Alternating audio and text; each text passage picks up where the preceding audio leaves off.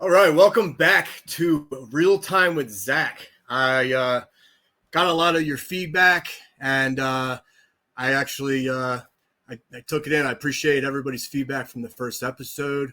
The number one complaint or suggestion I got from everybody was to get a background. So I'm going to work on that, and I actually got some things being sent here. I'm going to have a little bit more better tech, maybe a better intro than the countdown, and something a little cooler to sit in the background than this little green wall I have. So other than that, it's been an interesting day. Today marks the 2-year anniversary of the seditious 5 conviction, where we were convicted of a bunch of bogus charges of things we didn't do, and the jury basically handed back unanimous decisions based on literally nothing. And that was May 4th, 2023. So it's a little surreal to be here thinking about that. You know, I had like about 10 years left on my sentence, and I'm sitting here doing a podcast with you good people here, and I have a good guest coming on too. I actually spent some time with him in the DC Gulag, so I think you'll enjoy seeing him as well. He's got some stories to tell and some good things he's up to. But you know, I don't want to make this all about just myself or anything. There's a couple things I wanted to bring up, like the fact that I don't know, a lot of news this week. So for one, the White House.gov webpage is brilliant. I absolutely love it. It's almost became a meme page, just making fun of the left and just triggering libtards, and it's great. God rest the Pope's soul. He passed away this past week. Our basically the White House page posted a picture of President Trump wearing Pope attire. You know, a normal person would find it funny, but it triggered the left. They're freaked out. They're flipping out over it like they always are. But whatever. I mean, that's what they do. That's all they do. I mean, every little thing Trump does, they plop down on their knees and scream at the sky. It's pathetic, but it's funny at the same time because it's not us. You know, so I don't really care. You know, I mean, I'm not embarrassing myself. They're embarrassing themselves. You know, they think they're making a statement. They're really just humiliating themselves every single day. And I mean, literally we have President Trump doing pretty much the same exact thing that every previous Democrat has done and Republican with regards to illegal immigration. And yet they're taking him to court for literally every single thing that he does. I recall about 5 or 10 years ago, maybe more closer to 10 years, when Arizona wanted to enforce their own immigration law, and the Supreme Court stepped in and said the states don't have the right to enforce immigration law, only the federal government does. It's like, okay, cool, fine, whatever. Well, but now we have a president who is trying to vigorously enforce immigration law because he's part of the federal government, and now they're trying to challenge that. So, I mean, obviously it's clear as day that their goal is just to stop the right or the Republicans from accomplishing their goals in general. Like they don't care. They don't even know what they believe in. And it's crazy. But I mean, that's besides here or there, whatever. Other than that, a lot of things happening this week. As far as, like I said, some of the fundraisers has been going on. It's just been like a war of you know, who can raise money based on what. I mean, I'm not going to comment on how I feel about certain things, but obviously there's the MS-13 gang member. He's raised hundreds of thousands of dollars for basically being part of the MS-13 gang and, you know, getting kicked out of the country and getting sent back home. I mean, that's usually what happens with illegals. But, You know, then we got the obviously the Metcalf wars between the alleged killer and the victim and everything. There's hundreds of thousands of dollars get raised between those two there, and that's, I mean, okay. I mean, it's wild to see people get accused of murder and they raised so much money. Luigi Mangione or whatever his name is, Mangione. I'm sorry. He's raised millions of dollars, and he's just been like a icon for the left. And the funny thing is with that, it's like the left is constantly they're constantly picking like these extremist type of people to champion their cause. They're not picking people who speak well or make good points or answer the problems of the average American. A lot of times they pick these people who they're breaking the law. I mean, they killed somebody, or they came to the country illegally, and things of that nature. It just blows my mind that this is the kind of stuff that they support. It's almost like they do it out of intimidation. It's just like, oh, well, the right wants to be all about law and order and this and that, and whatnot. But like with them, there's just like, no, we support murder, and we're gonna do everything we can and donate to these people who kill people, and that and that's what they support, and that's what they've been promoting, and it's just it's wild to me. But it's not a new phenomenon as when it comes to people supporting, I guess you could say, like murderers. I actually just got done watching for the first time because when I was in prison, I used to get the New York Post delivered to me, and I started hearing about these Menendez brothers. They murdered their parents back in the early 90s or whatever. And I don't know if they're getting more support from the left or the right, but after watching the 9-episode documentary, I mean, I'm still not really convinced that their story's true. But that's besides the point. The main point is it's just that for some reason society glorifies these people who've murdered people, and I as somebody who just went to a protest, walked around the Capitol, went inside the building, took some selfies, and left. They treated us so horribly, and it just, I can't even begin to explain all the things I went through going through our justice system. I mean, if you try, for example, to post defendzach.com, defendzach.com on Facebook, it won't let you post it. That's sort of the things that like J6ers went through. Like we were deplatformed from everything, and most people who were arrested for January 6th, all they did was walk around public property. A lot of people don't know that you are allowed into the Capitol. You're allowed to walk around in the Capitol. It's something that, it started since our founding. I live in Philadelphia, and there used to be the old Congress, the original Congress. It's down at Independence Mall. I was actually there a few days ago, and they had a upper deck viewing area, and that was for media and citizens to show up and watch your legislatures debate law, and they did that so there was accountability. You have people who are supposed to represent you in America, and you're allowed to watch them as they debate. What is going to happen to you as an American? Well, when the Capitol moved from Philadelphia to DC, they created the Capitol building, and the same thing goes on there. There's an upper deck at the Capitol. You can go in there during any sessions that are going on in Congress and watch them debate laws. And then it's no different today. So I hear a lot of lefties that sit here and say, "Oh, you're so stupid to think that you could have went into the Capitol and not faced felony charges." I'm like, excuse me, Americans have been allowed to go into the Capitol since the founding of this country.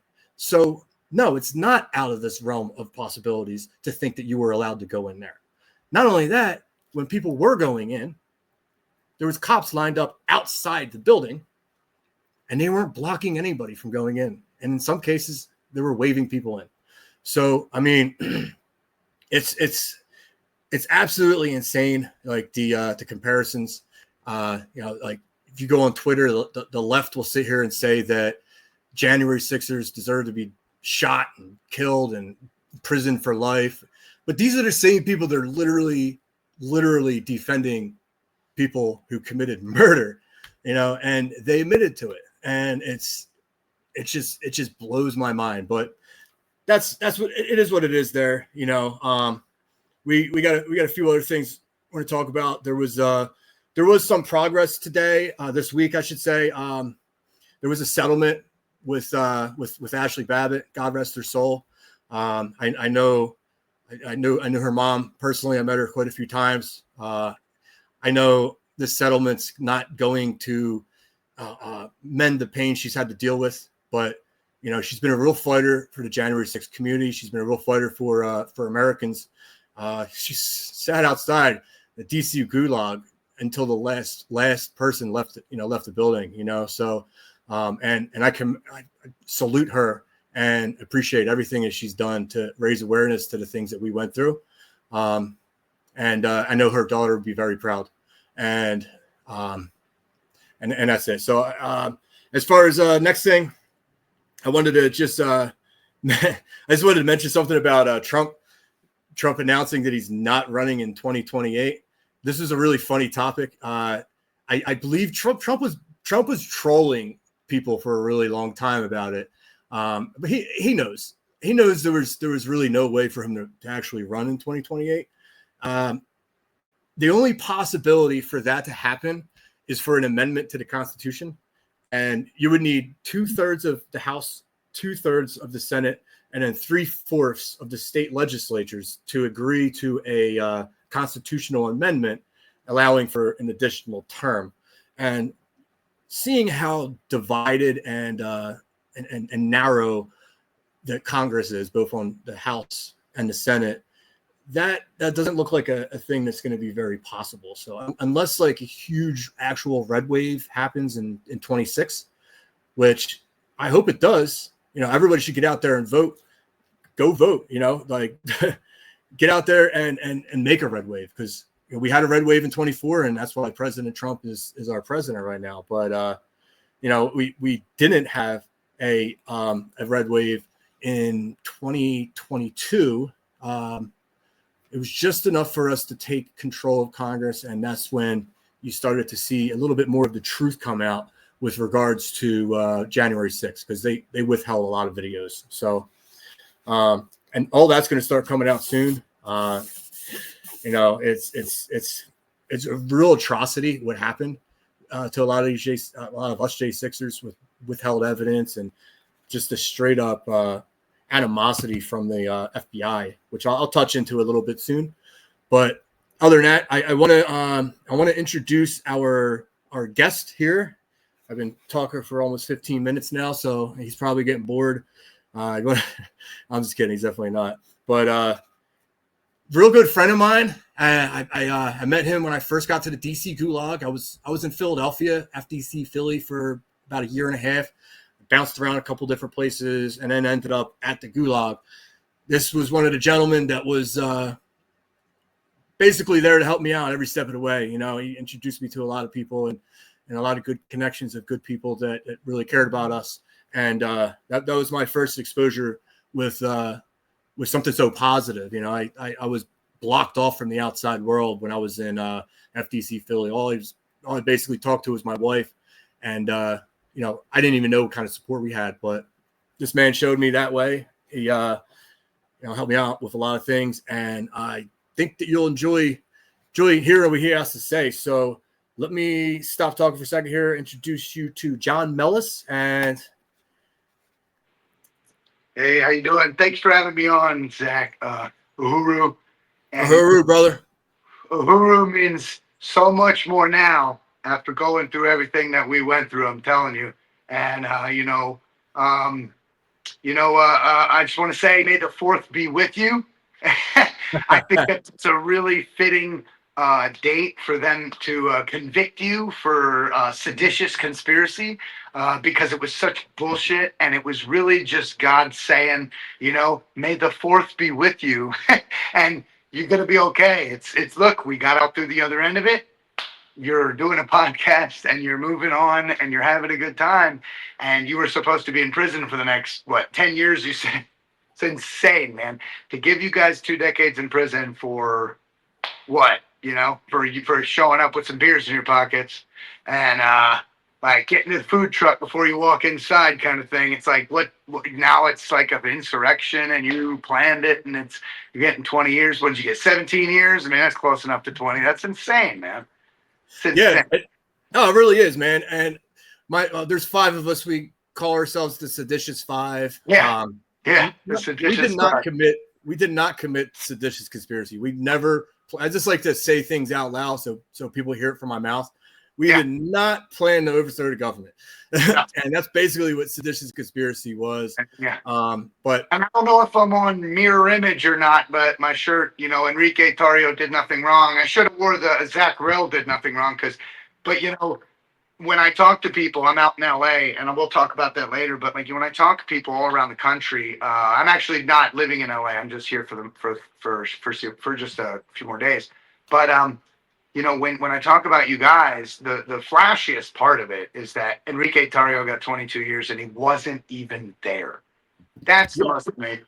And that one always gets me, man, because like most people don't know like some of the things that went on our trial because it wasn't really televised. But when they had closing statements, they said in closing statements that we could have came up with the plan on the spot by just nodding our heads at each other and going forward with what they said the plan was. But what and I always laugh. I'm like, okay, cool. All right. So if you think we came up with the plan on the spot, how does Enrique plan on this one? Because he wasn't there. But he got 22 years. It's insanity. How do you get 22 years for not even being there? When I'm sitting with him or with Ethan or with you, man, look, when I see you guys and when I'm sitting with you, like in real life, I'll just randomly get this, like, you're not supposed to be here, man. Yeah. We're not supposed to be sitting here together drinking a beer. Like, holy shit, it's crazy. But yeah, and it's funny you say that because like for a lot of people don't know what my family went through and everything.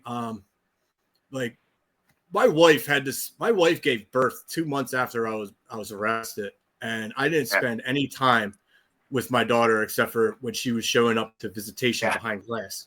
And try explaining an infant, who this guy is on the other end of a glass. You know what I mean? Like I never got to interact with my daughter, but my wife stood by my side the whole time.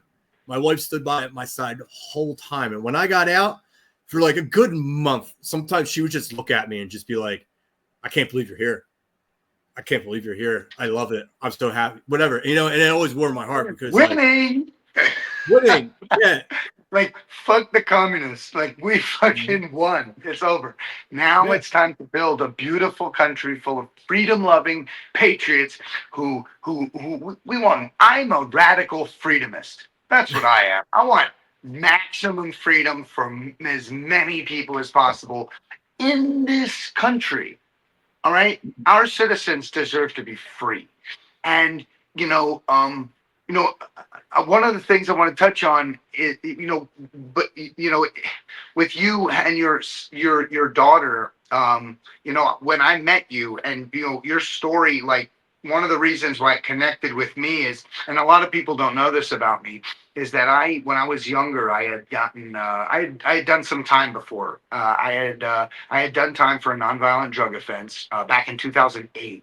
And I did a lot of time for it. It was my first felony. It was my first drug charge, and I did a lot of time for it. And my son was born 2 months after I was incarcerated. And I had a 10-year prison sentence I had to do, just to be honest. So I had the same scenario you just went through, and like I'm looking at you, and Joe, and Enrique. I mean, everybody, everybody's got kids, man. You know what I mean? Like, and it's like it's I had 10 years of my life taken from me for my first felony, for my first drug charge. It was nonviolent, and it was a shock to my whole to my whole family, I mean everything. And I had a son. Now he's 16. He is taller than me. He's super smart, super cool, super good. So proud of him. I'm just so excited to see what he does in the future, because he's gonna be great. I'll tell you. But it's just what they did to us. I mean, what they did to Mickey. Mama Mickey. My heart goes out to her, and I'm so glad that they came to a settlement, because what happened to her daughter, Ashley, was a travesty in itself. But then what Mama Mickey did for us, was like created a unity that Like a will family in a last sense. forever. I Yeah. mean, she started a vigil at the DC, outside the DC jail, and did it for over 2 years. And Mhm. it was until every J6er was released out of that jail. I mean, that was something that inspired other vigils at other jails and other. I mean, it was amazing. It was just this beautiful thing that she gave the world, and to specifically to us. And that was like it was amazing. And I just want her to know I love you, Mama Mickey. And Love you you know, too over here. heart goes And out yeah, to you. and you're right. And you're right. It created a movement essentially for vigils outside of other prisons and everything. Yeah. I know there was the They're still Northern pushing the Northern Neck Regional Neck Jail in Patriots. Virginia. Yeah. They're still showing up at board meetings because they haven't changed that fucking jail. They actually changed the DC jail, man. I'll tell you, I got there early on, the DC jail. So I experienced what it was like for early. And for the Yeah. first two and a half, seriously, I mean, 2.5 years had to be, it was over 2 years. The first, because we didn't get to even visitation. We didn't even get visitation by behind glass, in person, or by video. None of it for 2 years. That was 2 years without visitation, and it was solitary confinement for over a year. I mean, I say a year of solitary confinement, but when we came off, saw like 23-1 or 22-2 solitary confignment, and sometimes, and a lot of Yeah. times, we didn't even get those hour or two that day because there'll be a security concern and somewhere in the jail, or there's low staff, we can't get our hour rec, or whatever reason they get. That was a solid year. But then after that, it was still, we get 4 hours a day, top tiers out and bottom tiers out separately, and then we don't even get that sometimes it's two, sometimes it's very, you never know if you're going to get your full 4 hours, you know what I mean, for the next Right. year. So that was Right. another year of that. So, and then you want to throw in the beatings by the jail guards that would randomly occur on different J6ers. You don't know which ones. We had our own pod, by the way, Yeah. J6 pod, but between 50 to 50 guys would be there at any given time. And then the seditious five came through. Yeah. Yeah. So what are you putting up there? What's that? That's a Gateway Pundit. Yeah. That's basically the this is the article you wrote for the Gateway Pundit, and you pretty much Yeah. outlined a lot of the things that you're talking about right now. Yeah. Solitary confinement, Gitmo violates international codes on torture, and Yeah. I know exactly what you're talking about. And wait a I minute, went through it myself. I want to touch on the headline right there. That's misleading because it says something. What does the headline say? You Let's go know, back. Heartbreaking letter from Jan 6 prisoner in solitary confinement.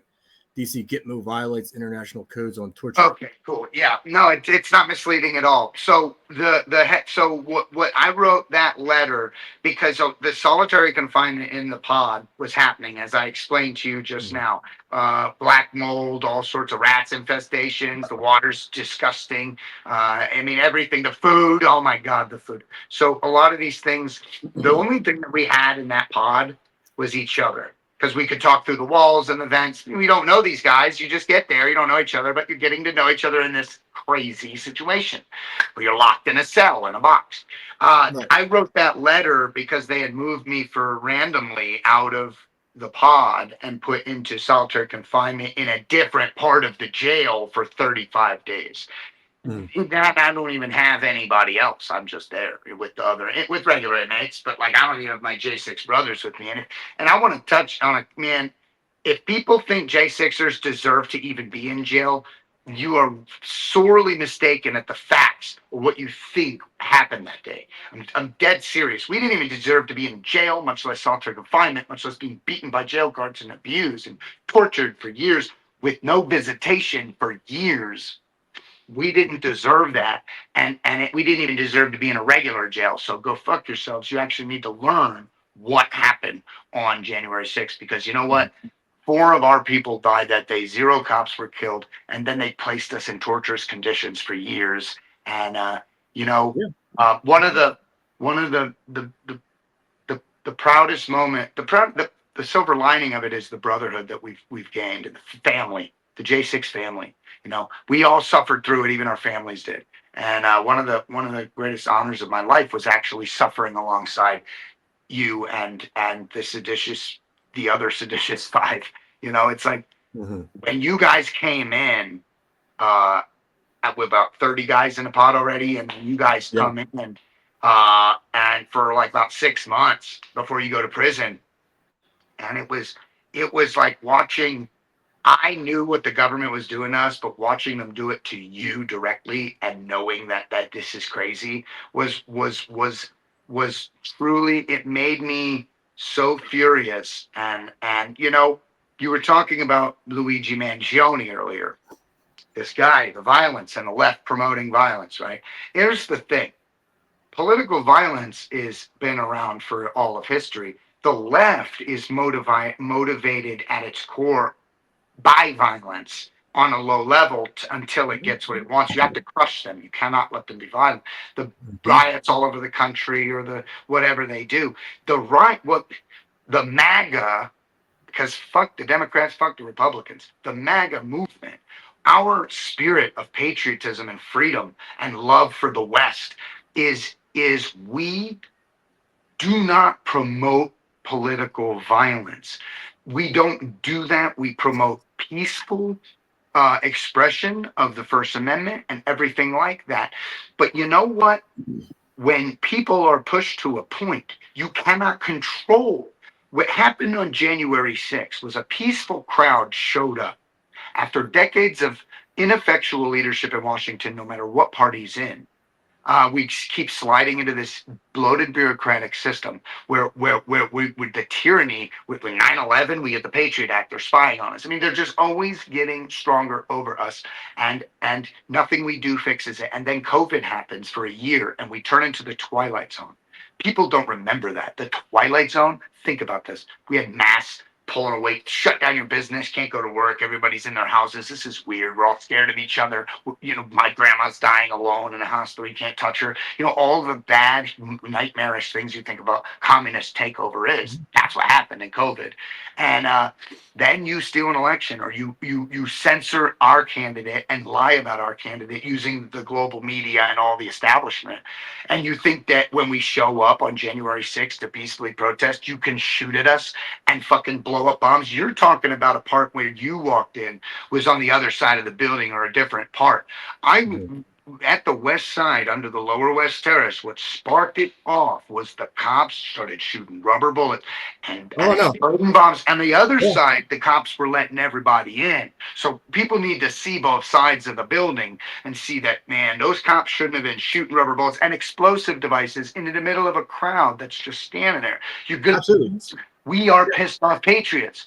Yeah, I would have been, this last point, I would have been ashamed of us if we'd have walked tuck tail and walked away from that. I'm proud of us for saying, you know what, fuck you, we're coming in, because, you know, rock and roll is all about the middle finger. And there's nothing more rock and roll than saying fuck you to that fucking building when they shoot at you and blow you up when you just showed up peacefully. You know, fuck those people in that building, because those are the problem, those people in the building. I believe there's traitors in there.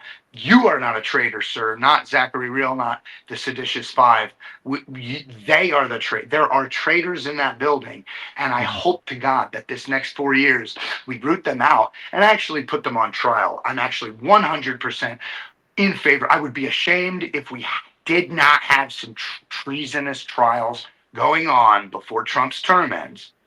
Honestly, I believe that people need to go to prison, or what the punishment for treason is, the death penalty. If it warrants that, and legally they do that, we need They to go do. through the legal process for it. Sure. Through the legal process, and I would advocate for it being done publicly, so that we can see the communists hang.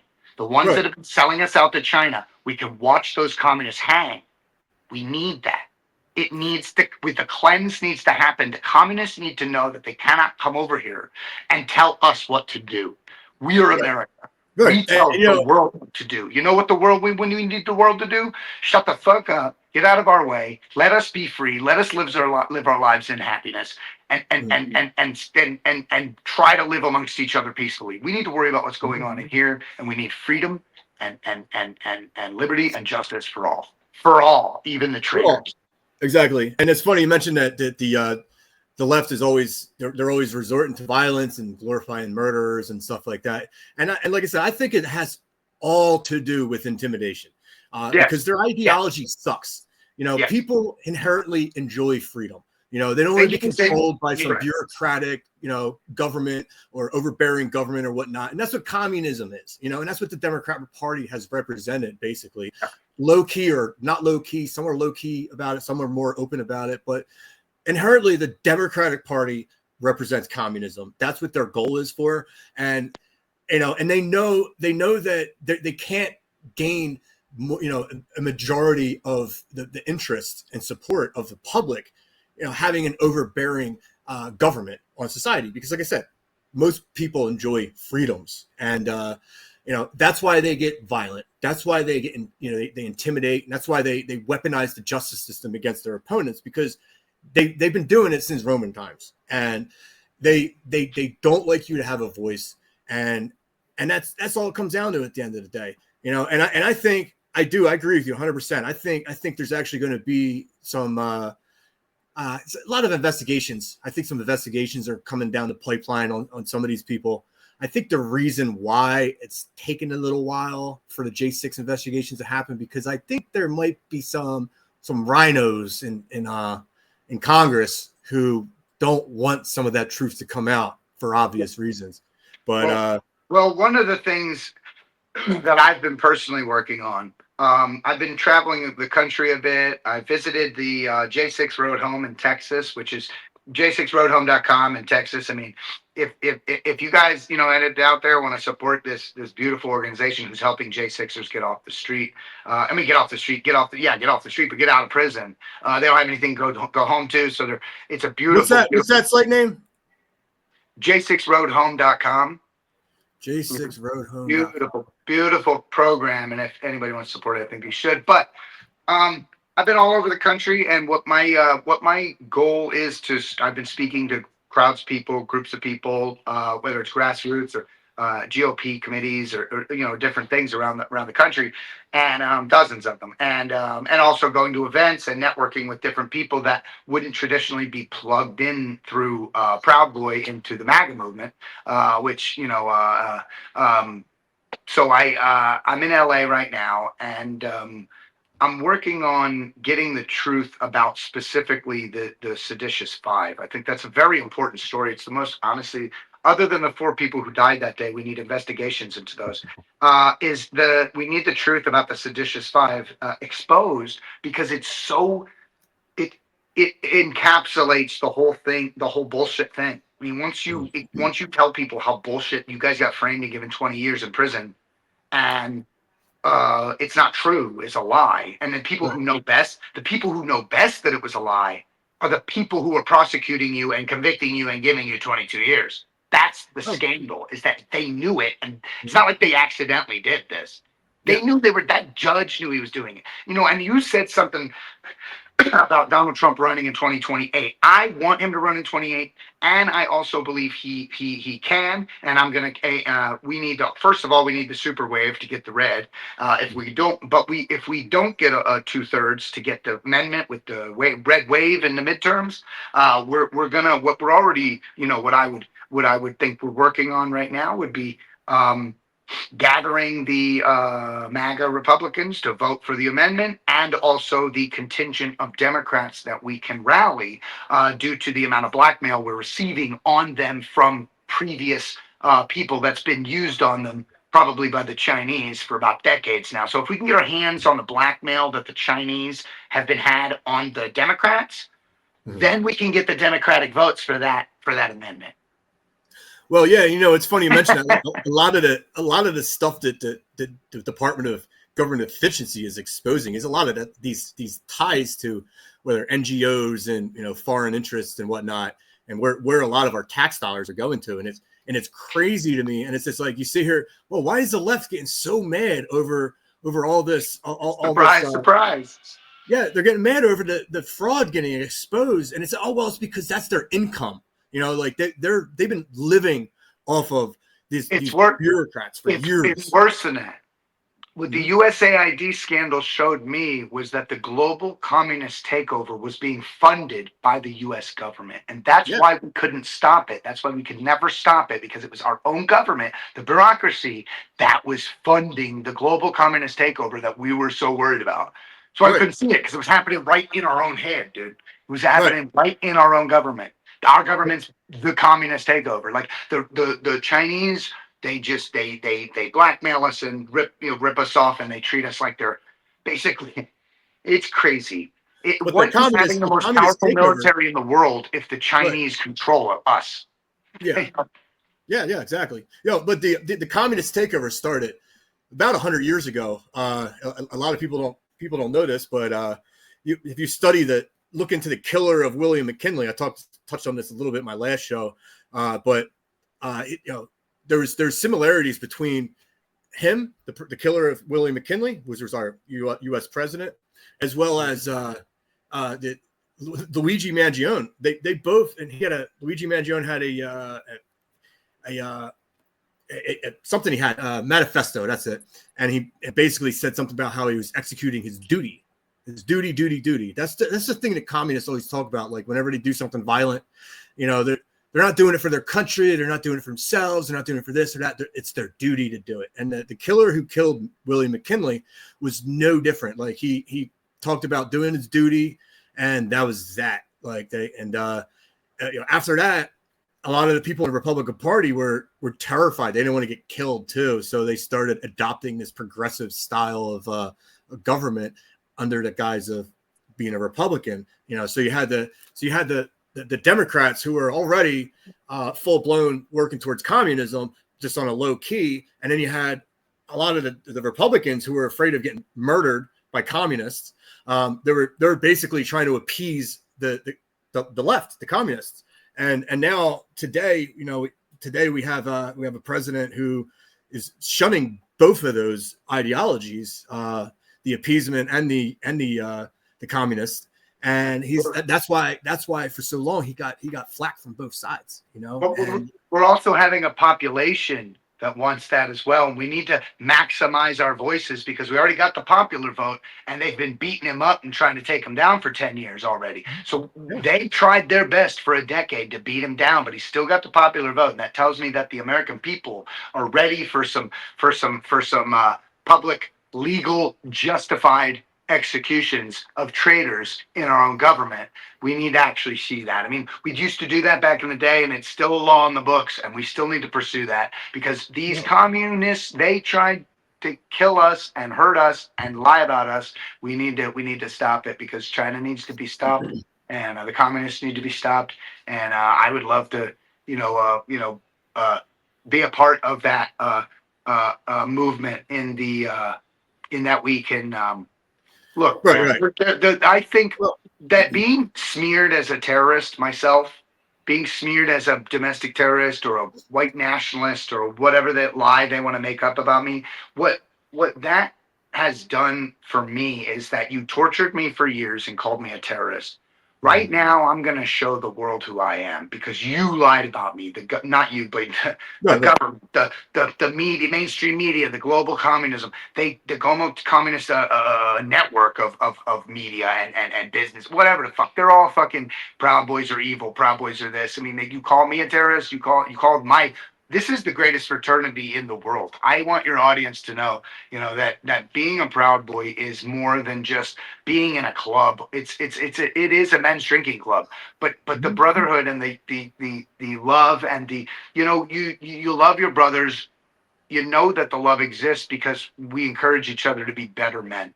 And regardless of how we party and have a good time, and we do party and have a good time, and we're a drinking club, so we got to remember that. So it is really a very positive, and I think the world needs to see it. I love meeting people that are they're patriots all over the country that we would never even know, and they love the Proud Boys. They love Trump. They know what's going on with the communism. They get it, and we Well, just need to be more visible, is what I think. In speaking of, personable talk oh on yeah, these podcasts and stuff. right. Exactly. And the Proud Boys get like a really bad rap. There's in the beginning days of the Proud Boys basically, it was always a drinking club, but a lot of Proud Boys supported Trump, and immediately it became public enemy number one. So you had groups like just radical lefty groups just designating the Proud Boys hate groups and this and that, and it's just like, hate group for what? If you follow my trial, like I had Black men there who were Proud Boys. I had Asian men there who were Proud Boys. We had Jewish men who were Proud Boys. I mean, what's your background? Which are you? Are you just?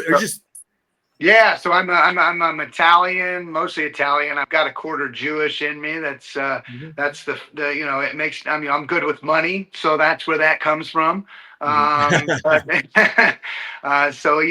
used to call you my Jewish agent. Yeah, Jewish you helped me agent. out with so Yeah, a much. few guys called me that. No, I think Dominic called me that too.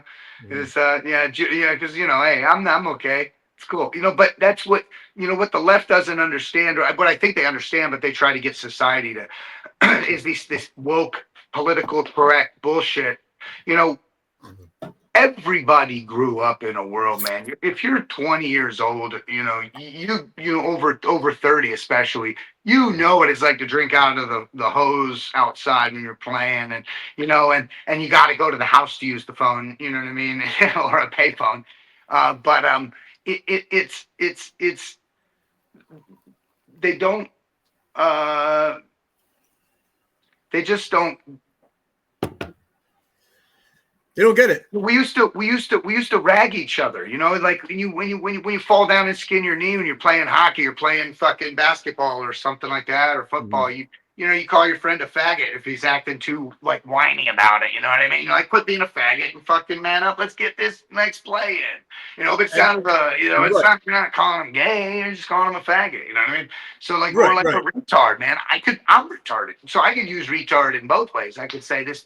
Like I'm seeing a comedian that's like killing it on stage. I'm like, man, he's so fucking retarded. Oh my God. Because he's funny. You know what I mean? He makes it so retarded, right? Yeah. Or like it could be like you're a fucking retard, like a bad thing. It could be like, I'm retarded. I like to have fun and goof off and have a great time. So I'm retarded. Like why can't we could call each other fags and retards, man? Like, why does that have to be an enemy of the state kind of thing? Like, I'm a domestic terrorist because I call my friends fags and retards. You know what I mean?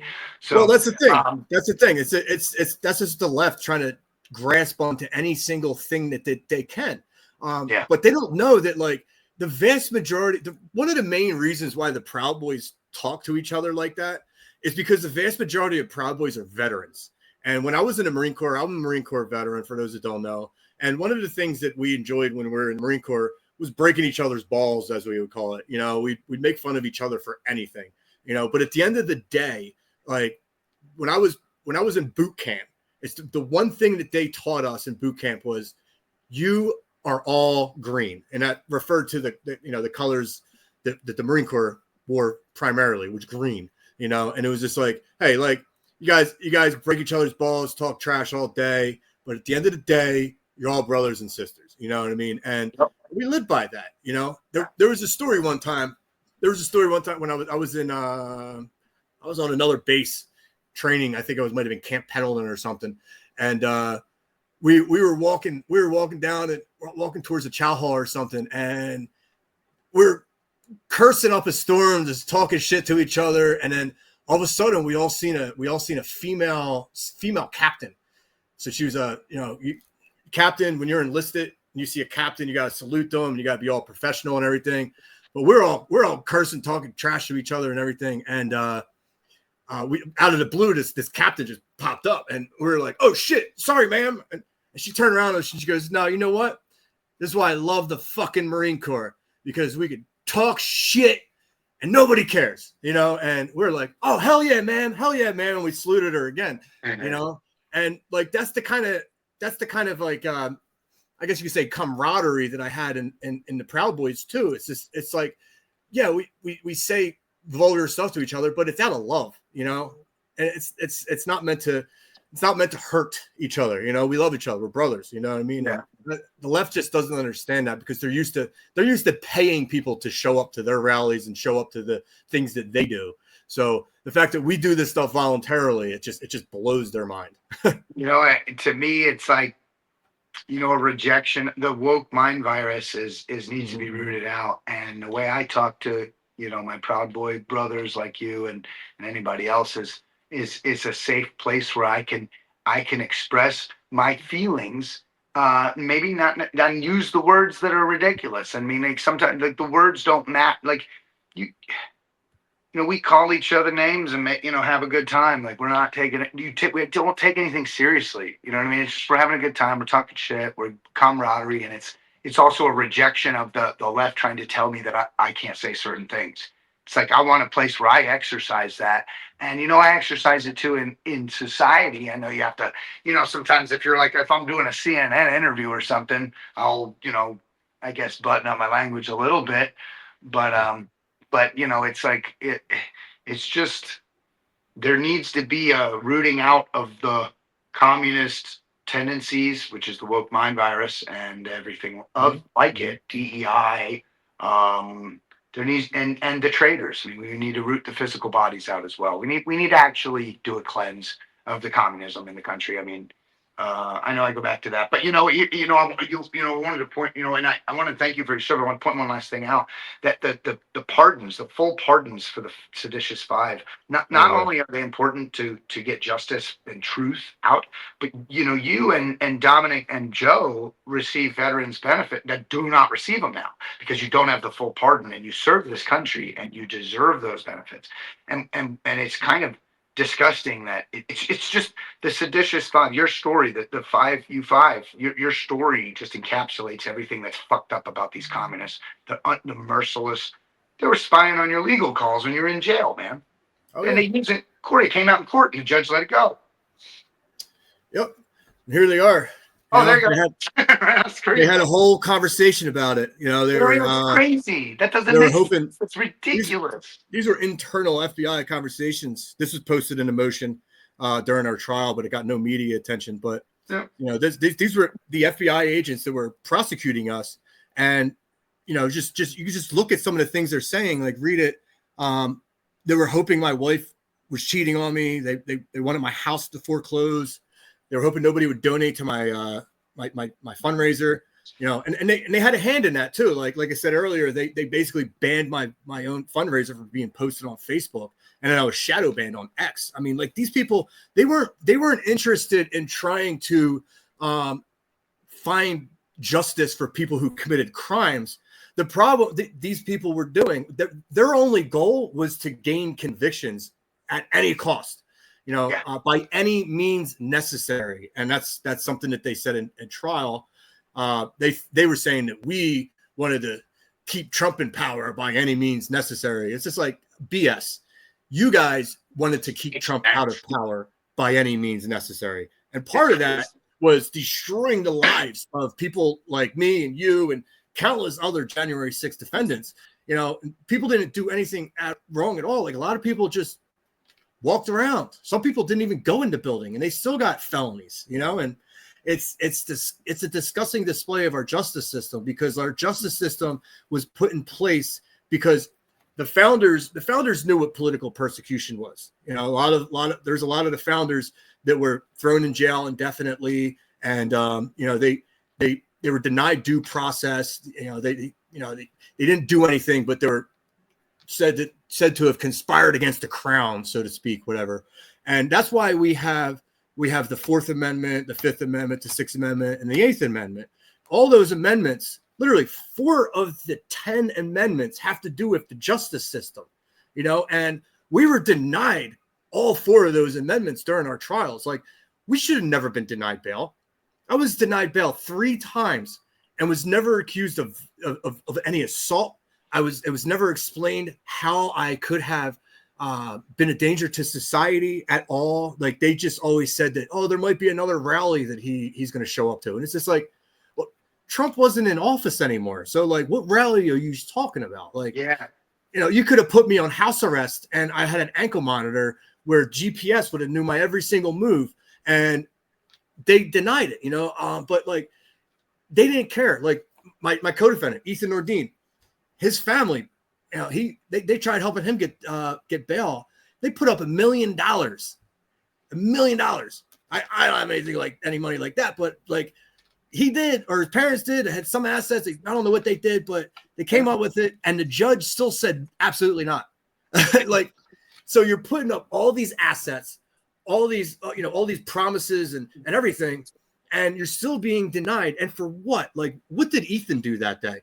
Ethan's not accused of like breaking anything. He's not accused of hurting anybody. Like, the dude walked around, and he left. Got 18 years for that.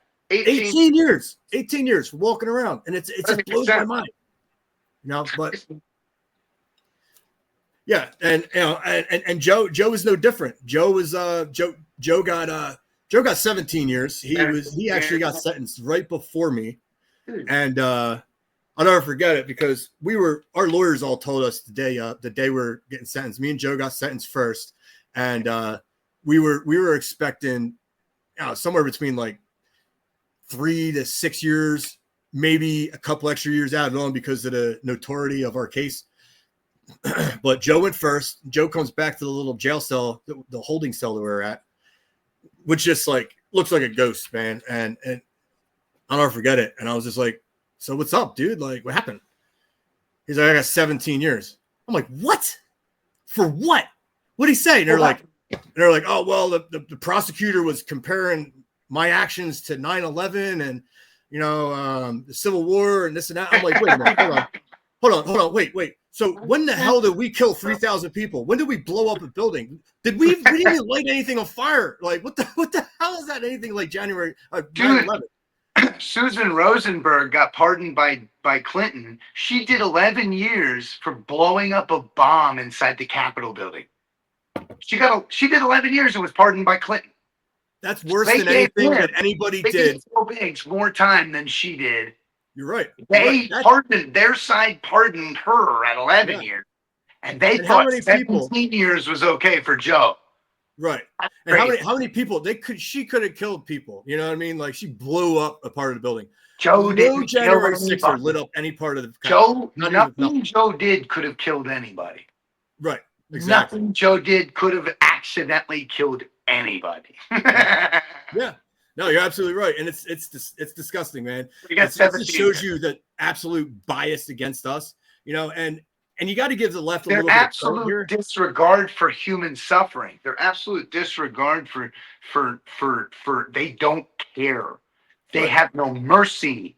I posted before the election, 2020, that, when we win, we joke the left. We make fun of them. We mock them. We use the memes. They are violent. And we know this. And they did this all year. And I said publicly on my Facebook page, that's been taken down because they always censor us, that when we win and we show these leftists, we're going to actually show the Democrats what mercy is. Because, when Trump won originally, everybody was chanting, lock her up. But he didn't lock her up. Right. He didn't lock up all her supporters. He didn't do that. This time, I think we should. All right. But like last time, 2020, I was saying, look, we will just like let their riots go. Let's try to come together after we win this election. Mm-hmm. But now I'm saying we need traitorous communists, publicly, justifiably, and legally hung in front of the world. actually put it on C-SPAN. We need that. We need that cleansing because we need the communists to know.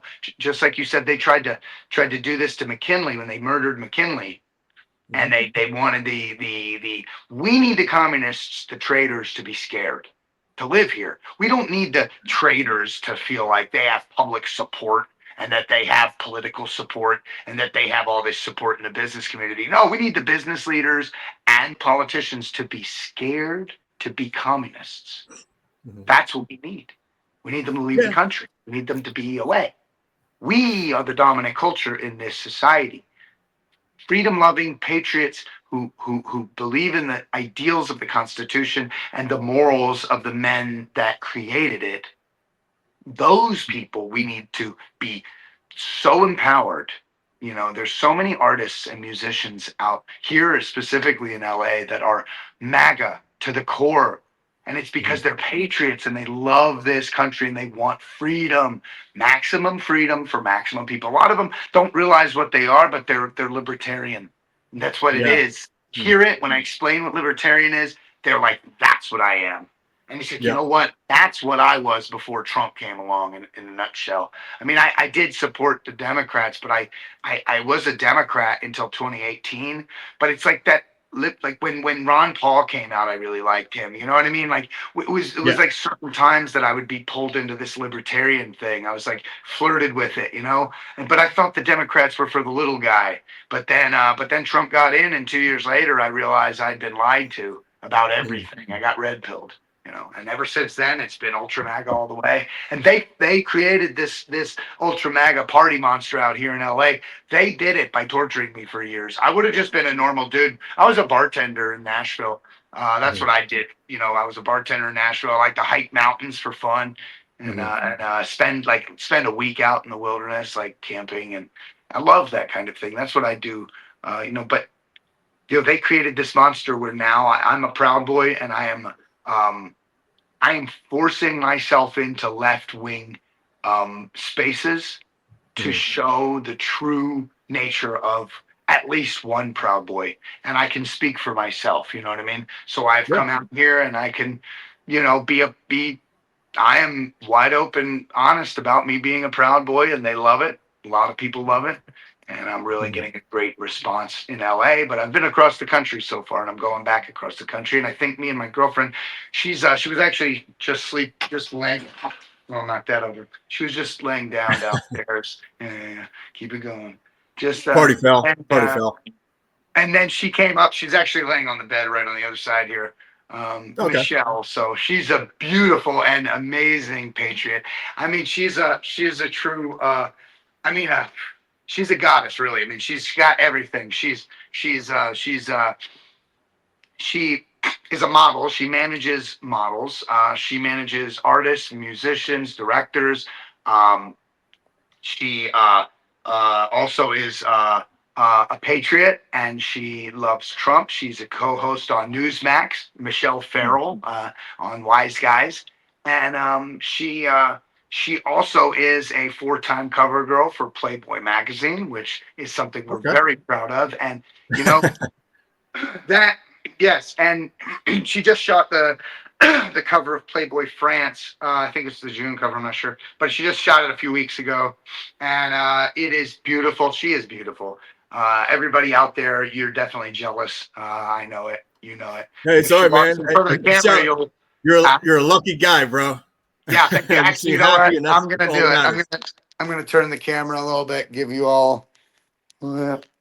This is my baby. Where is she at? Laying on the bed. Good girl. Yeah. I love this girl. Yes. All right. Yes. So she lives out here in LA. We've been traveling across the country so far and doing our thing. And you know, like I said, Texas, New Orleans. We were in Florida. We were hanging out with the fellas down in Miami. You know what I mean? Love that. Area, Fort Lauderdale. You know, seen Enrique and Ethan. Yeah, Enrique and Ethan, and then the fellas, Mason, and good Mason. Yep, good guy. Yeah, I love those guys, man. They're the whole crowd down there. That's where I'm moving. So I'm going to Florida but I'm moving out of Virginia. So I moved out of Virginia, and then I'm on my way to Florida, but I'm taking the long route. I'm traveling the world, and I think that we're actually going to be in France soon. So we're going to be in Paris. We're going to the Cannes Film Festival. So I don't know. I'm a total. I'm gonna be honest with you. I told you I also landscape. Also growing up, I landscape and I work with my hands. So I come from this kind of background, and now I'm sitting in Hollywood and the fucking L.A. and all the crazy mansions up on the hills that you could see. Meeting interesting people. Her friends are absolutely amazing. These are patriots. Let me ask you a question. You're in Hollywood. You're going to these I guess these events and everything. How are the people in Hollywood receptive to January 6ers and Republicans or Trump or whatever? So I'm meeting a network of beautiful patriots everywhere, up all levels in Hollywood and the music industry. I mean, I'll tell you, I love the response that I get from the Black artists.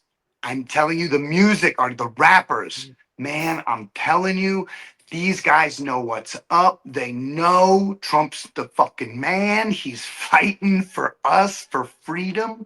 You know, they know, they see it. He's a businessman and he knows how to run this fucking country like a business. So we're not getting robbed by these corrupt communists who like to waste our money on USAID funding the whole world for gender studies or whatever, Iraqi Sesame Street. They know Trump's the man. So that's really refreshing, and I can't wait for more things to gel before we get to really start seeing the Proud Boys and specifically the Lost Boys. I really believe in us, in you, Zach. I believe in everything we stand for, and I really believe it's a mission and a vision that we need to bring mainstream. And I feel like one of the keys to it is in LA, not because I want to go there, but because, or I want to be here necessarily. I like it here, but you hear, Hollywood and LA is the devil's butt crack.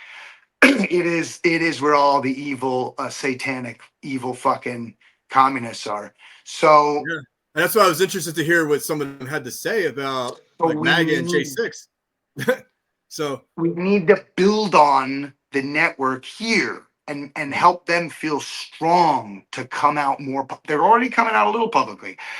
And they know that, so what I'm working on is not specifically J6ers as much as specifically the Proud Boys. And I also work on specifically to the J6ers as well. I mean, it's all connected, but the Proud Boys need to, I'm telling you, I'm gonna be, so I'm in LA. I don't want to say at what date or time, but in the near future, I will be jamming with Joe Biggs, one of the seditious five, like we just talked about.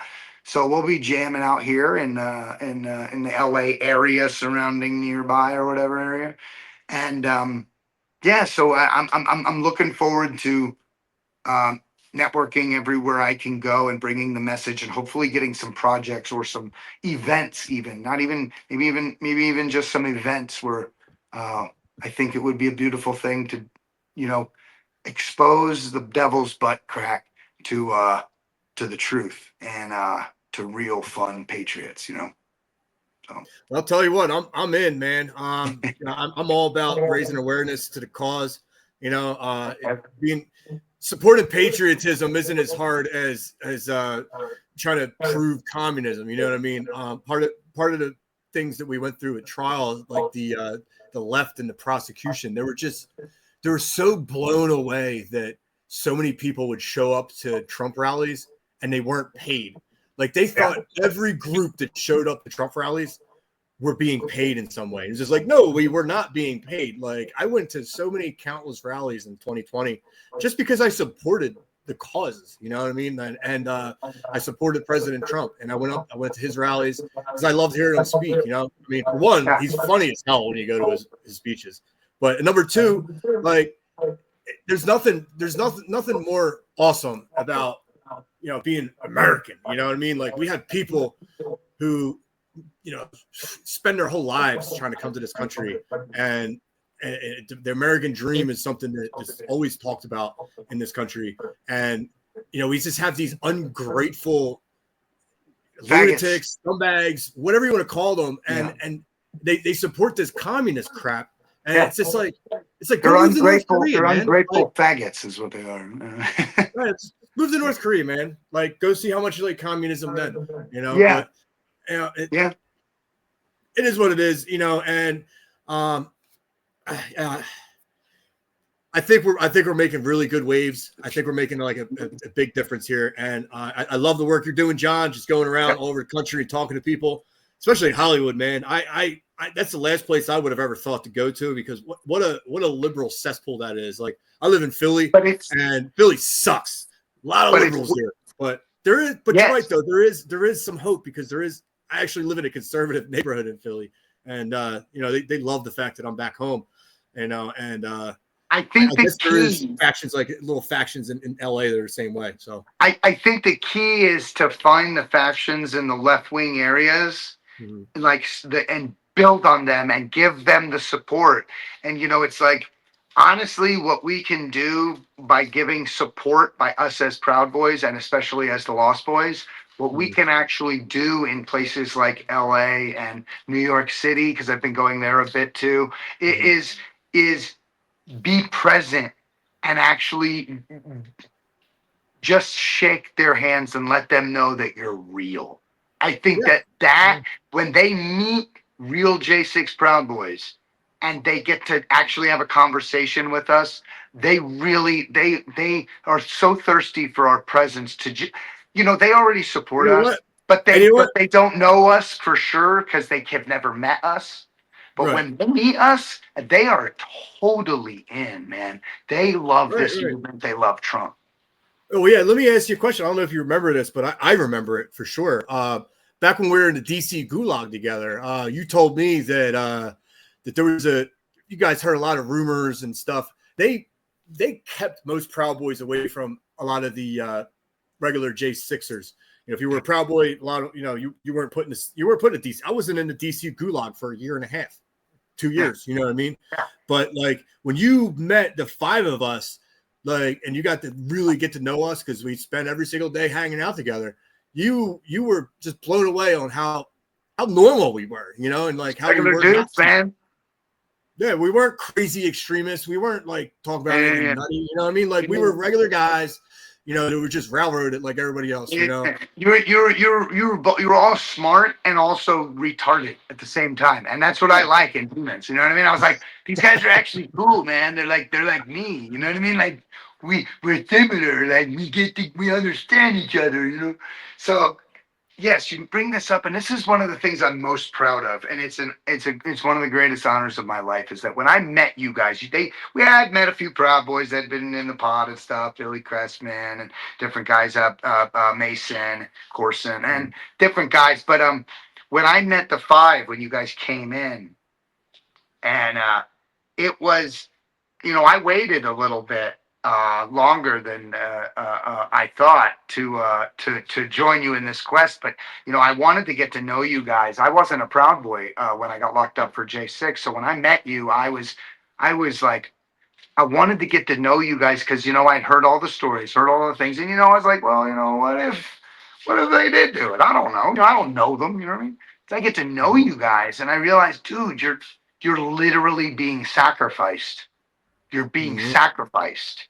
And the way you handled it, I didn't see not one of you cry when you came back from fucking sentencing. You guys were quieter, a little bit hit, but you know what? I told you I'd done a 10-year bid, and I know what it's like to come back from court with a big sentence like that. There's nothing anybody can say. There's nothing anybody can say. You literally just have to let that dude just stare off in his cereal for a couple minutes. You know what I mean? Like, he's just not going to be receptive. You're just going to be like a little, you're zoned out. You know what I mean? Just kind of like, what the fuck just happened? You know what I mean? Like, that's crazy. But you guys handled it with honor and dignity. And, it was before you guys were sentenced even that I saw this, but that, that I decided to join. I didn't, I saw what they were doing to you before you were even sentenced during, it wasn't that long. You guys were there for 6 months. Like, I joined you about probably a few weeks in, you know what I mean? Yeah. So it was like I tried to, I held off as long as I could, which ended up being like 3 weeks. But which like I guess like half of that was my fucking. I guess I was going through my first degree, which was fun, and that was a lot of wild shenanigans. Where you guys woke me up drinking wine, maybe drink some prison wine, buckets of it, and then I'm not much of a drinker, so you guys were. I threw up a few times, and you guys kept making me drink, so that was fun. So anyway, That's called it. That's or called a carry a damn fraternity, bro. sausage around in my fucking pocket every day for 24 hours a day, and you guys try to steal it when I go into the fucking shower. A fucking package, a sausage in a package, a little summer sausage. So fuck. So anyway, I made it past those. It was fun. But and I earned a few nicknames as well during that period. But it was an honor to throw my hat in the ring, and it was deciding to join the Proud Boys was my middle finger to the system that was already torturing me, that was already calling me a terrorist, that was already calling me a piece of shit. And if that election hadn't have gone to Trump and it would have went to Kamala, I know I was throwing my hat in a ring where I was going to have to look over my shoulder for the rest of my life. And I happily, gladly made that move because I know you guys are good people, and I know that this brotherhood is good, and I know that we are right, and we deserve to be in power, and we are. And now we're gonna change this culture for the better. Yeah, and if Kamala won, me and my co-defendants would still be in jail right now. There'd be a lot of other unfortunate patriots who are also still been in jail. So I would have done another 10 years in Virginia like they were trying to give me from that old charge. Yeah. I was off probation before January 6th. They had a good behavior for life clause in my original sentencing. I had no idea about that. They arrested me again, and then they tried to give me 10 years in prison. The only reason that went away was because Donald Trump gave me a pardon and they dropped it. But holy shit, I was that close to doing another 10 years in prison from these fucking dirty fucking communists. So I just want to thank you, Zach, for putting up with all of the government bullshit because it's your turn to shine, Yeah. Now, like obviously, 1,500 people got pardoned. There's 14 of us who did not.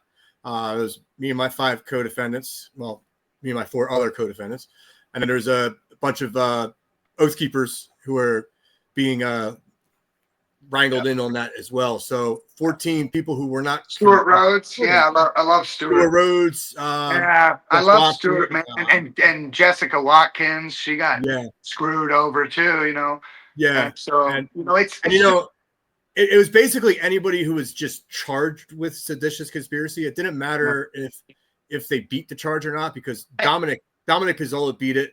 Jessica Watkins beat it. Did she another beat gentleman, I forget his name, he beat it too, but they were only commuted as well. They weren't pardoned. So there's something bigger in the background. And Jessica Watkins is a ranger, man. She has her veteran stuff too that she can't get probably. It's like absolutely. If you don't get the full pardon, then you don't get the thing. You know what I mean? And it's kind of fucked up, And the left doesn't like talking about Jessica Watkins because she's a good woman, and she breaks their whole stereotype of what a right-wing extremist neo-Nazi fascist is. Because if your audience might not know, but Jessica Watkins is our sister, J6 sister, but she's also transgender, and the left doesn't like to talk about that. She's an oath keeper. She's an oath keeper under Stuart Rhodes and them. People don't want to talk about that. Hey, there's a transgender oath keeper, which is one of the 2 groups, the Oath Keepers and the Proud Boys, who were charged with seditious conspiracy. Well, there's an oath keeper that's transgender. How the fuck are we neo-Nazi crazy people? I don't think the neo-Nazis were, cool with that. We're literally we're the worst hate groups in the planet. We accept. But we're all the opposite of what they say. It's weird. Enrique Dario is a Afro-Cuban. We're supposed to be racist. He speaks Spanish. The fuck? He's a Cuban. I remember he escaped communism. He escaped communism. They know what's up. Speaking of that, I remember when we first went to FDC Philly after we left the DC Gulag. The 5 of us got transferred to FDC Philly again. I was my second time there, but I remember when Enrique first spoke Spanish to some of the Spanish guys. They didn't really realize he was Spanish, and they were blown away. They're like, "Wait, aren't you guys that racist group?" And it was like, "What? no, we're not. Like, and like, and it's just opened up conversation with a lot of the inmates there. A lot of the inmates, they were fed such bullshit for so long, and my way through my whole journey through the justice system and all those prisons I went to. Like I said, I spent a year and a half in FDC Philly in general population. It was 65% black, about 20% Hispanic, and whatever, a mixture of the rest. And I used to talk to these guys all the time. They always chopped it up with the politics with me. They asked me about the racist stuff, and I actually at one point got a bunch of pictures mailed to the jail of a lot of the black Proud Boys I got in my chapter. Yeah. And they're wearing Perry's and everything. And I'm like, yo, look, if we're racists, we're the worst racists in the world. We're the worst racists in the world, man. This is crazy. Yeah. And like after that, like the tune changed overnight. Like as soon as people actually seen it, like there were some guys that kind of believed me. They're like, oh yeah, I kind of believe you that you're telling the truth. You guys aren't racist. But like when I showed the pictures, they were like, oh shit. Okay, I can't lie. I can't argue pictures. I did about 3.5. I did about 3 years in the DC jail, almost 3 years, and I did almost a year in federal prison. And when I got to federal prison, dude, the inmates, especially the black inmates and the Mexican inmates, the black inmates love Trump. They love Trump because they see the system fucking with him, just like the system fucked with Malcolm X and Martin Luther King and any civil rights leader that's ever been. System turns on you and starts infiltrating the Black Panthers. Doesn't matter, Huey Newton. I mean, what they did to people in the black community, this government, the black people in America know what the fuck it looks like. And if you look at Donald Trump's situation and our movement, the Donald Trump movement, you see it. They're doing the same thing to patriots, to us. They're doing the same thing to us. Yeah, it's funny you mentioned that. Yeah, like a lot of those groups back in the day, like Malcolm X. I learned about one thing about Malcolm X. Malcolm X actually warned everybody about liberals. Yeah. He hated liberals. He said liberals are the worst kind of people in society. They use you. The liberal fox. Yeah, and it's not to say that the man was a conservative or anything, but he was certainly not a liberal. He was telling them, don't trust the damn conservatives or the liberals. The Republicans and the Democrats are both lying to you, and they're using you. That's what the truth is. The truth is that both sides, the Republican National Committee and the Democrat National Committee, are using you, and they don't like you, and they're trying to screw you. That's what they've been doing the whole time. So now Donald Trump comes along with the MAGA movement, and we can hopefully get this turned around and make the government work for the people, by the people, and of the people, but not work against the people and try to hold us down and tell us what to do. It's not their job to tell us what to do. It's our job to tell them what to do. You know what I mean? Yeah. Representative government. That's what it's supposed to be. That's how it was always supposed to be. But these two parties, they lost their way at some point, and lost it. And it is what it is, But the fact of the matter is that like we're here today, we're making a movement, we're raising awareness to the fact that like there is another way. We don't have to go the old ways that they've been going. Like we have a better path, and that's why I support Trump, because I genuinely believe he has America's interest at heart. I do really believe that. I do believe that. I believe Elon Musk does as well. I am on the board with his entire cabinet. I love Elon. I love Tulsi. I love RFK. I'm down. Like this is tell you something about Elon, man. Like when it comes, Elon's he's a foreigner, man. He came to America for the American dream. American dream. He took over the world. Look at him. I live in Philadelphia, and let me tell you something, man. Like I catch Uber a lot. I get a lot of things delivered to my house and this and that, and a lot of the foreigners who come here legally, they get jobs doing Uber, they get jobs doing this, whatever, delivering this and that, whatever. But like my girlfriend had a detached retina. The same way. They're all huge Trump supporters. They love Trump because they love what he represents. My girlfriend had a detached retina, and one of the doctors is Nigerian, and we had a discussion. And I know this, that Nigerian American families have higher household income and a higher average education level than the average white American. So they come here, they know the culture that they want is a culture where they teach their kids how to educate in school, educate, pay attention, do teach their good values, the family unit stays together, all the things, and they take advantage of this beautiful work, land we've created in America where there's so much opportunity, and they take advantage of it and succeed. It's like native born people sometimes get lazy and like complacent and think that the government's supposed to hand them everything. But these foreigners come in and they show the legal way. They come in through legal means, and then they just blow it up.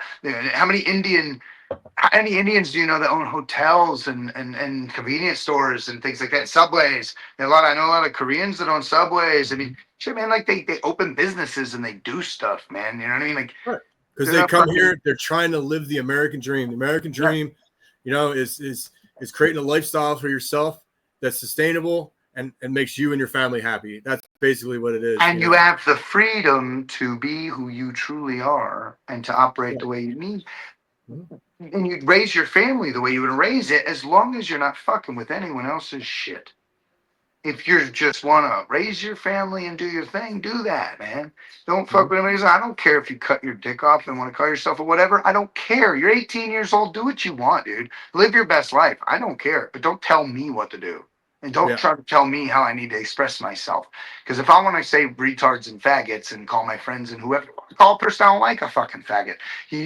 Then get off my ass. If your friend don't like it, they'll say something to you. You know what I mean? Like, well, if you have a problem with it, then I'm right here. So, whatever. I'm going to talk how I talk, and that's just how I talk. I'm having a good time. I choose every day to have a good day. Regardless of what happens in the day. Especially when bad things happen or confusions or, maybe you're late, or you're running late, or there's a thing or whatever, bad things may happen, lost the car keys or whatever, any thing, you always got to remember, I'm going to choose to have a good day. Regardless of that's all you can do, man. Keys are going to be late. I'm going to look for the keys. I'm going to try to do it in the best mood I can because I have a choice over how I do it. If I'm going to look for the keys everywhere and we'll be late, well, I can look at it and look for them angry and be yelling, or I could be looking for the keys like, what? This is how it happens. Always lose the keys right before the blah, blah, blah, and just try to keep an easy mood about it, because, only person in control of whether we're pissed off or not is us. Or having a bad day. So I hope that, and being in solitary confinement for years of my life also kind of tempers the problems that I have in the first world problems, man. When you're sitting in solitary for years of your life being, treated like shit, tortured. Yeah. Well, no, I know all about that. It's been over a year in solitary. Everybody thinks you're a terrorist, you know what I mean? Pretty bad. Yeah. So you can't even get, so anyway, I don't know how long you are going today, but I have a thing in like 30 minutes. I don't have to go right now, but I just wanted to let you know. Oh yeah, no, I was actually about to wrap it up once you were done your sentence there. We went a little longer than I anticipated, but the flow was going so good, I didn't want to cut you off. So we talked about a lot of good stuff today, man. Really did. Yeah, man. And I absolutely love what you're doing. I love what you helped me out a lot when I first got to DC, man. And is there anything I can do to help promote some of the goodwill you're doing, as well as any of your websites and stuff like that? Like, I'm more than happy to help you out, man. Because, like I said, I had no contacts with nobody. I was basically by myself for a year and a half, my first year and a half, and then when I ended up at the Gulag with you guys and you specifically, man, you put me in contact with a lot of people in the media, and that really helped keep my family together, to be honest with you, because things were hard, man. Like we couldn't raise any money. They cut off all my income. They cut my military benefits off. Like you were talking about earlier, like I was receiving VA benefits from the government, from the VA. I was in the Marine Corps, and they cut all those off, and I still don't have them right now, and it's crazy. But like also, did they cut them off before your conviction? Did they cut them off before your conviction? They did. They cut them off. They actually cut them off when I was charged with seditious conspiracy, which is absolutely insane. That's even a thing right there. I don't think they can do that because you're innocent until proven guilty, man. Right. Well, they did it anyway, and I still don't have them back, and that's a tragedy. But I also had 7 professional licenses, 7 professional licenses. I have a Series 7, Series 66, life, accident, health, property, casualty licenses, all null and void because I'm a felon still. I didn't get my pardon yet. So, it's something that, I've had to spend a lot of time raising awareness to, and you've helped me with that a lot. And I'm forever grateful, no problem. Forever grateful for you for that. I Appreciate you. I was blessed to have an extroverted personality. So when I got locked up, I saw these vultures coming in, these nonprofits, quote unquote, that would that were just this one specifically that was just blood sucking and the owner was getting rich off of us, and it was a bad person, not a good. It's a very evil female. Her name was Cynthia Hughes. This Patriot Freedom Project. I saw this organization come in and start really causing a lot of division and harm, and getting really bad. Like it's very bad stuff. So what I ended up doing, that article you put up on the screen for Gateway Pundit, Kara Castronova actually published it. Was in like I said, they put me in the hole for 35 days, which is, I was already on solitary confinement in the pod with the guys, but now I'm in another solitary confinement in the hole for 35 days for no reason. There's no paperwork as to why they even put me there. They would not tell me for 35 days. And it was just a dirtier, dingier version of what I was just doing anyway. But it was solitary confinement. Right. And I fired my lawyer because my public defender told me, because on January 6th, I witnessed Roseanne Boylan being murdered, by police. And over a dozen of us did, and we responded, and we all went to prison. And my lawyer finally said that he believed that Roseanne Boylan got what she deserved. And I fired him right there, period. Good. And Good. I called Kara. That's a disgusting thing to say about anybody, So for an hour a day, I'd be able to get the phone maybe wheeled over to my door, or maybe not, but maybe. And I'd get the phone, the payphone thingy, and I call Kara, and I asked her, I said, hey, she was friends with my girlfriend at the time. That's how I knew of her. She works for Gateway Pundit, the Newsmax, does other things, a lot of other things as well. Citizens Against Political Persecution is her organization. And she told me to write a letter about what I was experiencing, and she would put it in, get it published, and see if we could link my Give, Send, Go. And hopefully I can, because GoFundMe does not let us do it. They block us. But Give, Send, Go allows us to do a fundraiser. So she plugged that, and it worked. And I was able to raise, it was like $100,000 for a lawyer, but I was able to raise $76,000 in that article. And it was most of the way to be able to purchase, to be able to get, because you don't realize how expensive these lawyers are. So it's like $100,000 for a lawyer, but at least I got $76,000. So it was enough for a retainer, right? Mm-hmm. So I get the retainer. She saved my life. Kara did. And I had a light bulb. Why can't I be in here in the jail with all these other guys, the J6ers? I can harvest testimonials and get art, and either myself or my girlfriend or Kara write an article to explain who these guys are, and then put their letter on there, would give the American people the insight into who the fuck we actually are and where we came from and what we're experiencing right now. Because it was so crazy what we're experiencing. I felt like the world needs to hear it from us, dude. They need to hear the fuck we're going through, because this is insane. It's not right. It's going on in America. So I started harvesting testimonials, and all the glory honestly has to go to Jim Hoft at the Gateway Pundit. Jim Hoft is my hero. I love Jim Hoft. Yeah. He is one of the greatest patriots the world has ever known. This man supported the J6ers when nobody was listening, and he was forcing our voices down as many throats as possible. And I love him for that, because we needed that. We needed him. I love him. Yeah. He swooped in it. Through absolutely. the articles that we wrote, and I got through to Jim and to Katie and to Kara and to Alicia and to even Jen Baker and all of the people that work at Gateway Pundit, the articles that come out was over I know personally, I know that they did a lot of it caught on. So J6ers were writing letters from other locations too and things. But the ones I was involved in was between, was over 100 and probably closer to 150. I know a lot. Most of them are listed on my website, wearegoodmen.com, and that's over 100. But I know there's a bunch that I missed to get the links up there. But this equaled millions and millions of dollars directly into J6ers bank accounts, which was a remedy, one of the remedies to get people off of the teat of evil bloodsuckers like Patriot Freedom Project or anything like that. That really has, I mean, without getting into the details, has harmed a lot of men with extortion, blackmail, threats. I mean, several men were sent to solitary to the hole because of shenanigans that she encouraged to from the outside in the divisions that ended up occurring. I mean, it was really thank you for mentioning it, and it was just one of the greatest honors of my life to be a plug for Jim Hoft to touch your life, your family's life, and the other over 100 J6ers families. It was just that was something that I'll always hold dear, and it was one of the greatest honors of my life to even be a part of that plug between Jim Hoft and you. So Yeah, or any of the guys. And let me tell you. I can't get into details right now, but we do have a project we're working on with Jim Hoft in the future, the 5 of us. To be continued on that. I don't want to talk about it now. Can't really do it, but good things are coming. Jim Hoft, like I said. To put it into perspective, Jim Hoft was one of the only media companies that even shared J6 stories.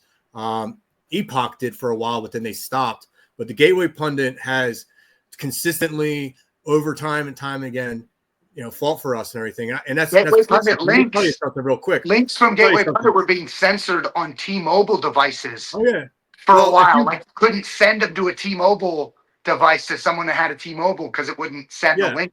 Well, Google still censors Gateway Pundit. If you search Zach Rehl on Google, you won't find any articles from Gateway Pundit unless you type in Zach Rehl Gateway Pundit. Then you might, but you go to like DuckDuckGo, you type in Zach Rehl, you'll start seeing like Gateway Pundit articles about me. But the thing that really highlighted how biased the mainstream media was on Inauguration Day when I was sitting in prison. I actually got the Spanish guys. The Spanish guys were interested in being part of history. They wanted to watch my pardon and get signed on TV. So they were like, yeah, man, we're gonna put on what do you want to put on? We'll put the TV on for you. So they put on Fox News. They put on Fox News. We watched Fox News for hours. They didn't say a damn thing about J6. They didn't say a damn thing about our pardons. So eventually, I ended up watching CNN because one of the other guys were. One of the other guys were watching CNN in one of the break rooms for the janitors, whatever. And he's like, "Yo, they just mentioned you guys by name. They said that the Proud Boys and Enrique Tarrio, Zach Rehl, blah blah blah. You guys are expected to get commuted or pardoned today." And I was like, "Wow." So CNN's talking about it, so Fox ain't. Okay. So I started watching CNN, and the only reason why they're mentioning us is because they were talking shit, Yeah. But that's how we get our better news. than Fox. Fox wouldn't mention us at all. Fox wouldn't mention us at all. So we're gonna bring this mainstream. They're not gonna be able to ignore us. I'm telling you. But I do have to get to another appointment. Oh yeah, no problem. Man, what the heck just happened?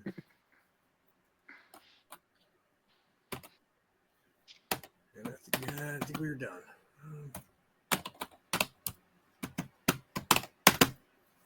Wow, really? Cool. Still there? Yeah, I'm still here.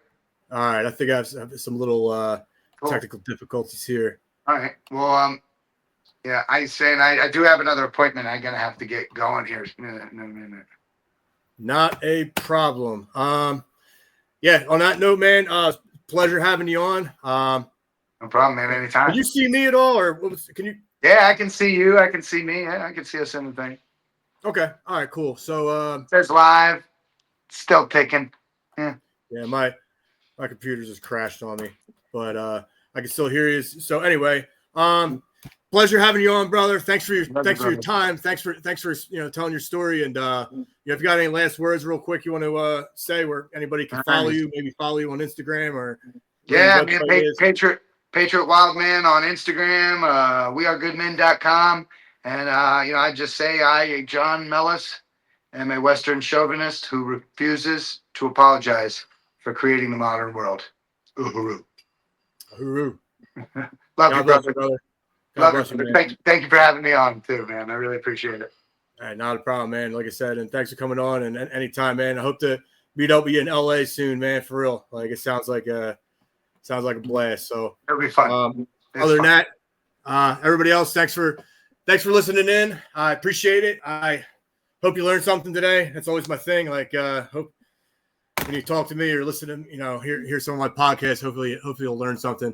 But like I said, it's been a long journey for a lot of us, and some of us are still fighting it. We have John's out here; he's still out there raising awareness. He's traveling the country, talking to folks. It's amazing things, great things that are being done, and proud to call him a brother.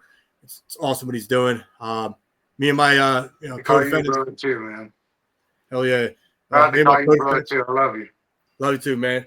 But so 5 of us, we're still fighting to get our, 4 out of 5 of us are fighting to get our pardons still, and we're, paying just paying some lawyers to try and work some magic, to, expose some of the stuff going on, maybe get our pardon application approved and get the pardon done or whatnot. But other than that, that's it. And anybody wishes to help out a little bit. Like I said, we got a lot of lawyer fees to pay for due to this stuff. So feel free to visit defendzach.com.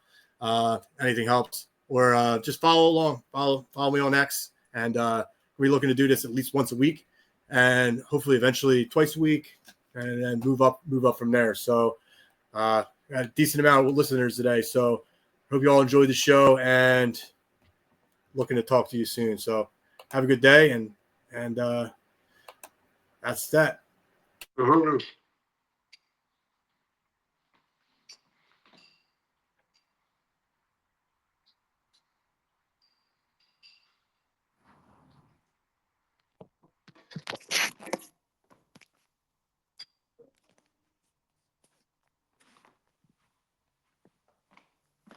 All right.